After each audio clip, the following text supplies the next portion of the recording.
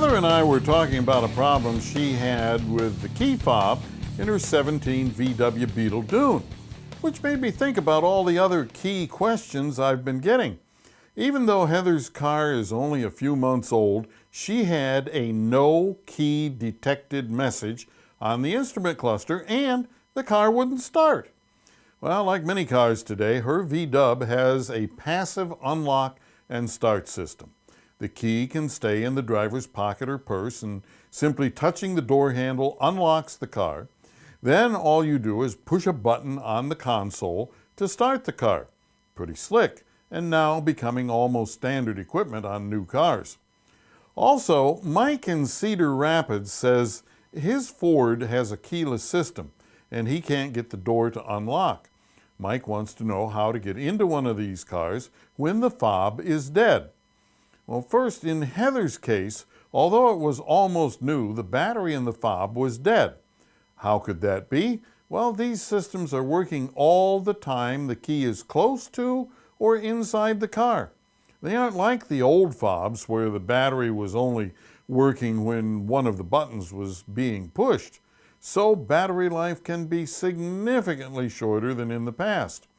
It would be a good idea on a keyless car to make replacing batteries in your key fob a once every year part of servicing your car. Hey, just do it when you replace the batteries in your smoke detectors.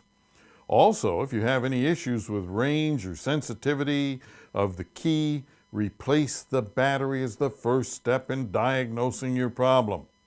Some cars have one battery, while others have two. Some fobs will be easy to open, and others will require an act of Congress to open. Read your owner's manual to learn how to replace the batteries in yours, and do it before your fob dies. A dead fob and your manual securely locked inside the car, well, that could ruin your day. If the battery in your fob dies, you won't be able to touch the door handle to unlock the car. Also, if the fob is dead but the door is unlocked, you can get inside, but the car won't start. So what do? Before that happens, and it will sooner or later, it would be a good idea to study your owner's manual for instructions on what to do and how to do it. Fact is, every one of these keyless cars has a way to unlock the door and start them even when the fob is dead. Now, most will have a small trim piece at the back of the driver's door handle that can be removed, usually with a key that is hidden inside the fob. But you need to know how to access the hidden key and what to do with it once you have it in hand. That will get you into the car, but next you need to know how to start your car with a dead fob. Again, all cars have procedures, but some are really bizarre. So you might never figure them out without reading your owner's manual. Things like holding the key up against the steering column in an exact position, or laying the key in one of the cup holders in a certain way, or maybe touching the dead fob against the start button, then pushing the button to start the car. Lots of tricks, so it would be smart to know what to do before you have the problem.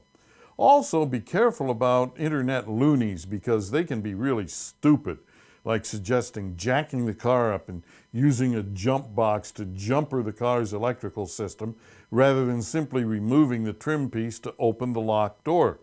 Careful with that one, as one slip and you just blew a couple grand. Anyway, thanks for watching. Please subscribe to Goss's Garage on YouTube, follow us on Facebook, and for more car tips, tricks, and money-saving ideas, visit goss-garage.com. Drive gently. See you next time, right here in Goss's Garage.